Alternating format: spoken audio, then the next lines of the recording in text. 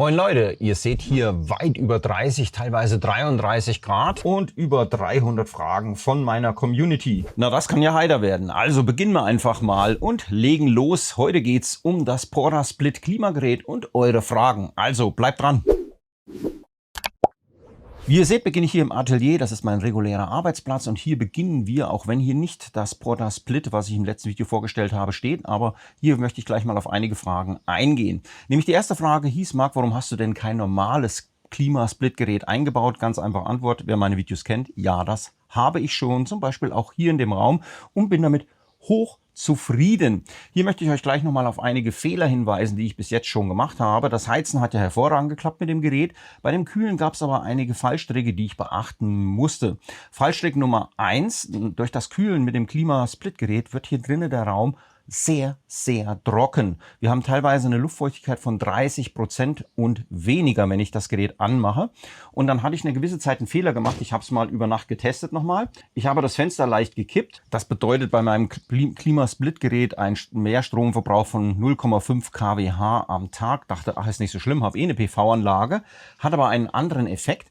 Dadurch, dass es hier drin kühler ist, kippt die feuchte Luft hier rein und befeuchtet meinen Raum extrem. Jetzt zeige ich euch es nochmal. Ich habe es nämlich jetzt über Nacht nochmal laufen lassen für euch. Und ihr seht über 60% Luftfeuchtigkeit bei jetzt 24 Grad, weil ich die Tür gerade auf habe. Und das ist sehr, sehr schlecht, denn diese feuchte Luft kondensiert überall und kann im schlimmsten Fall zu Schimmel führen.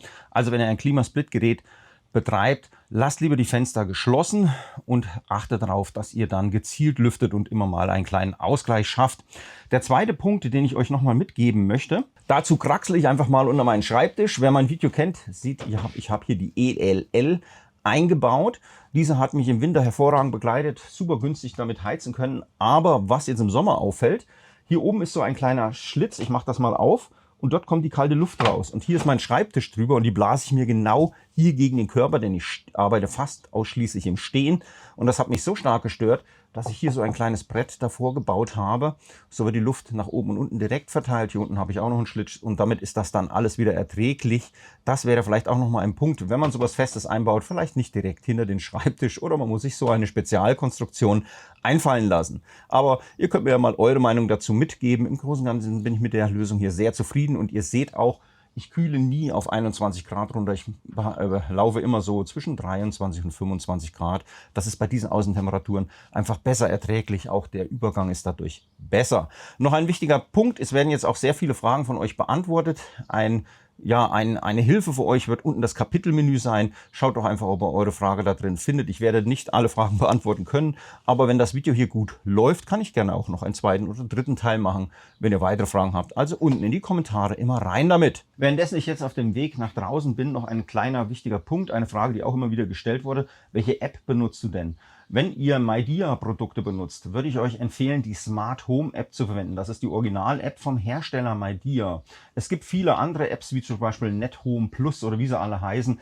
Diese haben alle größere Einschränkungen. Ich würde mich immer auf die MyDia-eigene App, die Smart Home App, beziehen. Da sind einfach die meisten Einstellungen drin und die klappt mit am besten. Nur so als kleiner Tipp nebenher. Aber wie gesagt, wir waren ja auf dem Weg nach draußen. So, ich gebe euch mal den Ausblick, wie das hier aussieht. Wie gesagt, hier entsteht mein neuer PV-Zaun. Videos dazu folgen. Das erste Modul hängt schon, aber das nur so nebenbei. Hier vorne seht ihr ganz weit hinten die Außeneinheit der Portasplit und ganz wichtig, da seht ihr auch so ein kleines Rohr, was in die Dachrinne geht. Wichtig, die produziert Feuchtigkeit und die tröpfelt nach außen ab. Achtet bitte darauf, dass ihr diese vernünftig abführt. Ich habe das jetzt hier so gelöst. Warum habe ich das so gelöst? Hätte es auch hier in die Gegend tröpfeln lassen können, aber wenn da unten jemand läuft, bekommt ihr das ständig auf den Kopf und das schöne Wasser geht verloren. Das Wasser geht jetzt hier in die Dachrinne und unten in das Wasserfass da rein und ich kann es dann auch zum Blumengießen mit benutzen. Aber wir wollten ja die Lautstärke feststellen, deswegen mal gleich das Lautstärke-Messgerät hier reingehalten. Wir sind schätzungsweise 15 Meter, 20 Meter von dem Gerät weg.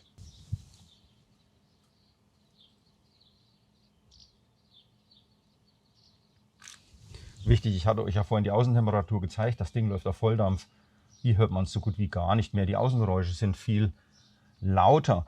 So, und jetzt stehen wir direkt unter dem Gerät. Hier hört ihr natürlich etwas mehr. Wir können auch nochmal hier den Lautstärketest machen. Wie ihr seht oder mehr sagen hört, haben wir hier natürlich über 50 dB. Das heißt, der Nachbar, der direkt unter euch wohnt, wird das Teil wohl oder übel hören. Jetzt kommen wir gleich zum nächsten Thema, was ihr gefragt habt. Was machen wir denn bei Starkregen oder generell bei Unwetter? Also die Außeneinheit an sich ist wetterfest. Das heißt, wenn ihr das Gerät draußen stehen lasst, passiert wahrscheinlich mit dem Gerät nichts. Achtet halt darauf, dass euer Fenster einigermaßen dicht ist, nicht, dass es da reinballert.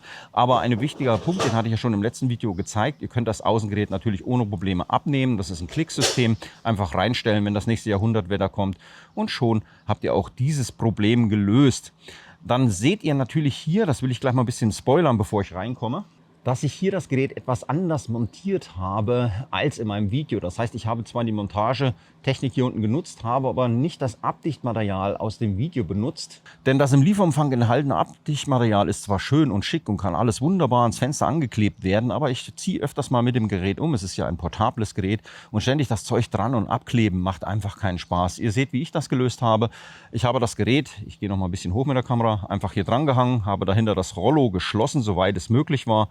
Und unten die Ritze habe ich dann einfach mit Tüchern, Handtüchern oder anderen Sachen abgedichtet.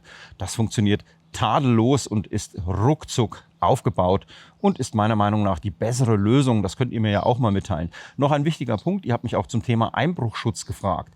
Wenn ihr natürlich das Haus verlasst, würde ich empfehlen, das Gerät einfach abzuhängen und nach innen zu stellen und das Fenster ordentlich zuzumachen. Ich habe hier Rollos verbaut, die haben eine Hochschiebesicherung. Wenn ihr solche Rollos habt, hat das natürlich einen großen Vorteil. Wenn ihr die jetzt so auf diesen Abstand runtergelassen habt, wie ich das habe, kann man die Rollos eigentlich von außen nicht mehr hochschieben und somit haben wir einen gewissen Einbruchschutz noch da. Wichtig, ich bin hier, ja, wie soll ich sagen, der Höhenunterschied ist hier zu hoch. Ein Einbrecher, der hier mit der Leiter dran rumhockert, bricht sich wahrscheinlich eher den Hals. Wer natürlich im unteren Stockwerk ist, der sollte da vielleicht beim Einbruchschutz ein bisschen eher drauf achten. Wenn ihr wirklich in einer sehr gefährlichen Gegend wohnt, würde ich vielleicht das Gerät abends reinholen und die Fenster vernünftig schließen. Aber da könnt ihr mir euren Senf einfach mal unten in den Kommentaren mit dazu mitteilen. So, dann sind wir hier im Obergeschoss angekommen. Ich stehe jetzt direkt vor dem Gerät. Das steht hier unten, war jetzt ein bisschen unglücklich gefilmt, nichtsdestotrotz. Auch hier, jetzt ist das Gerät wirklich auf volle Leistung eingestellt und direkt neben dem Gerät, weil ihr wolltet das unbedingt auch nochmal wissen.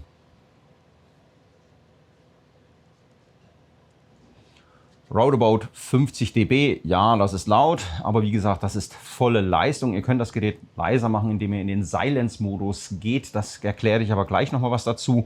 Jetzt kommen wir erstmal zu der Innen- und Außeneinheit. Wie habe ich das gelöst? Ihr seht jetzt hier das Gerät stehen. Je nachdem, wie ich es brauche, kann ich es drehen, dass es in irgendeine Richtung dann bläst, sage ich jetzt einfach mal vorsichtig. Und hier seht ihr, das Rollo ist geschlossen und wir haben einfach hier ein paar Handtücher reingesteckt. Das ist einfach die schnellste Lösung. Wir haben den Schlauch sehr weit hier in die Ecke gelegt. Hier ist die Sicherheitsschnur, dass das Außengerät, wenn es abstürzt, noch gefangen wird. Und dann hier einfach das Fenster zugemacht. Achtet darauf, den Schlauch nicht zu stark einzuquetschen. Und hier ein Stopper dagegen. Und das war's, das ist vollkommen dicht und funktioniert tadellos. Und sehr wichtig, das ist extrem schnell umgesetzt, das Geklebe und das Rumgebastel. Ich meine, wenn jemand das dauerhaft einbaut, kann er das machen. Mir ist das einfach zu viel Arbeit, aber schreibt mir einfach mal eure Kommentare dazu unten rein. Dann gleich die nächsten zwei Fragen dazu. Warum nehme ich nicht eine richtige Klimasplitanlage und baue die durchs Fenster ein? Das ist totaler Schwachsinn, weil die wird ja mit Kupferrohren angeschlossen, da muss dann dementsprechend evakuiert werden und so weiter und so fort. Und jedes Mal, wenn ich die Schläuche trennen würde, hätte ich dann Verlust von Kältemittel. Da braucht ihr dann jedes Mal einen Klimatechniker, um das zu machen. Also bitte solche Kommentare sein lassen. Das macht wirklich keinen Sinn und ich rate auch zwingend davon ab. Auch hat jemand anders gefragt, gibt es denn sowas nicht mit einem Klicksystem, dass man den Schlauch abmachen kann? Das ist einfach, sage ich mal, meines Kenntnisstandes bautechnisch schwer umsetzbar bis eigentlich nicht möglich. Warum? Wenn ihr die Schläuche jedes Mal auseinanderklickt, habt ihr jedes Mal Verlust von Kältemittel und wer will dann eure Anlage auffüllen? Das kann dann auch wieder nur ein Kältetechniker machen. Und dann hier, die Anlagen laufen ja heutzutage meistens mit Proban. Das ist dann auch so ein Ding, das sollte nicht einfach so rauszitschen irgendwo. Das heißt, deswegen macht man das einfach nicht. Das ist nicht umsetzbar und deswegen ist das halt eine fest verbundene Installation und kann nicht getrennt werden. Das kann man dem Endkunden einfach nicht zumuten, so um diese Frage auch mit zu beantworten. Dann kommt eine weitere sehr wichtige Frage. Wie sieht es mit der Dachfenstermontage aus? Ihr habt ja in meinem Video gesehen, ich habe es in ein normales Fenster installiert und ich habe auch gesagt, es geht eventuell aufs Dach. Aber nur, wenn ihr so ein ganz normales, gerades Fenster habt und vor dem Fenster wäre dann hier außen ein Dach, dann funktioniert das. Ich zeige euch auch warum. Ich mache das nämlich nochmal auf, mache mal das Handtuch hier weg. Und ihr seht hier diesen Einhängmechanismus, der braucht eine gerade Kante, wo er eingehangen werden kann. Nur dann kann das auch wirklich fest verbunden werden. Habt ihr diese gerade Kante nämlich nicht, wie zum Beispiel hier bei so einem Dachfenster, hier wäre diese Kante schräg, hier können wir das nicht einhängen, hier würde das nicht gehen. Nichtsdestotrotz ist es nicht unmöglich, ihr müsstet dann quasi hier draußen auf dem Dach, hier bei mir hier, so eine richtige Dachmontage vornehmen. Da gibt es richtige Ställe, die könnt ihr hier unter die Ziegel montieren und könnt das Gerät da drauf stellen. Das müsstet ihr aber euren Dachdecker installieren lassen oder wenn ihr handwerklich gut betucht seid, sage ich mal. Ich würde das selber machen. Aber wie gesagt, bei Mietshäusern seid ihr da sowieso raus. Das heißt, Dachfenster ist mit diesem System nicht umsetzbar, weil einfach die falsche Halterung dabei ist. So, dann kommen wir zum Eingemachten. Ich habe hier oben eine Kühlfläche von ungefähr 160 Quadratmeter. Ich habe jetzt mal die Kubikmeter nicht ausgerechnet. Diese Fläche ist definitiv für dieses Klimasplit-Gerät viel zu groß. Das heißt, hier bräuchte ich mindestens 2, vielleicht sogar 3 Geräte, aber das hängt von eurer baulichen Situation ab. Man kann nicht jedes Haus miteinander vergleichen. Ich kann euch aber einfach mal ein paar Werte mitgeben. Ich hatte euch ja vorhin schon mal gesagt, man sollte nicht zu weit runterkühlen.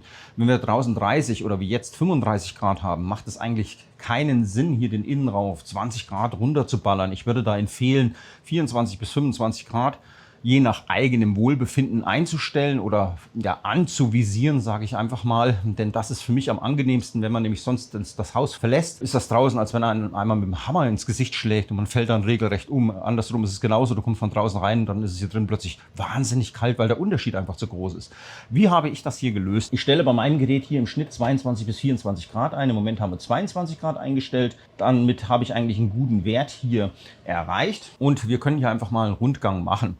Wir haben hier oben viele Räume, die wir kühlen müssen. Wir haben einfach überall die Türen aufgemacht.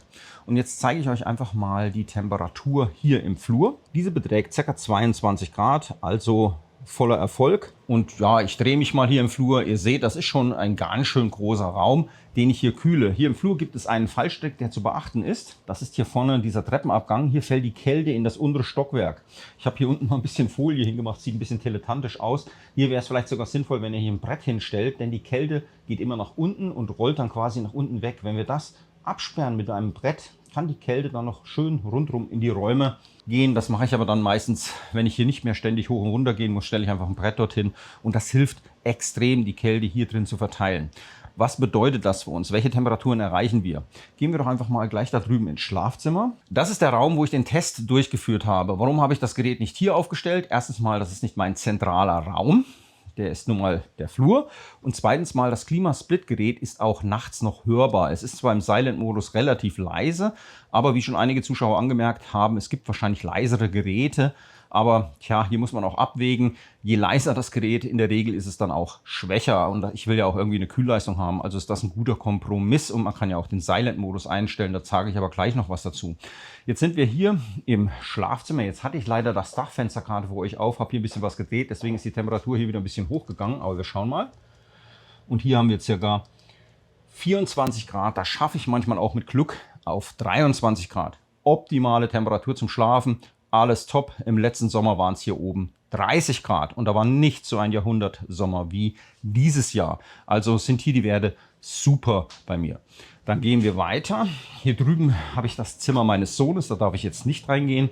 Auch das kriegen wir gut hin. Wichtig dabei zu erwähnen, Türen müssen natürlich offen bleiben. Dann kriegen wir diesen Raum auch so auf 24 bis 25 Grad runter gekühlt. Kommen wir zu den zwei Problemzimmern. Das wäre da drüben mein Wohnzimmer. Das ist sehr, sehr groß und dahinter ist noch eine Küche und ein Badezimmer. Das sind dann die absoluten Problemfälle.